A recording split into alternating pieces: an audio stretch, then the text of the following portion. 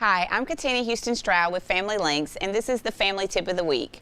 We constantly discuss poor communication within family units and whether or not our children fully understand what we're trying to say to them. If you're repeatedly having to say the same thing to your children and it seems as if nothing is changing, have you attempted to assess the possible breakdown in communication? Recently, I had to have a heart-to-heart conversation with my son. I realized that we were talking about the same thing that we've been talking about for a long while, his behavior in school. I stopped to think about the words that I was using in our conversation and asked him if he fully knew the meaning of some of those words, like embarrassment, disappointment, expectations, values. I learned that he had a different definition of those words, and that might possibly be the breakdown in our communication. I provided him with several examples of what those words meant and how it was relevant to our situation.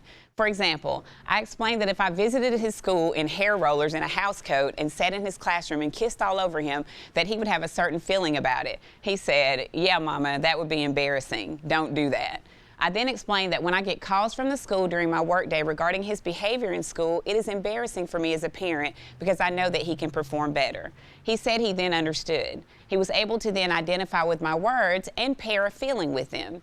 I realized that for some time we've been speaking two different languages, almost like I've been speaking Chinese while he's been speaking French under one roof.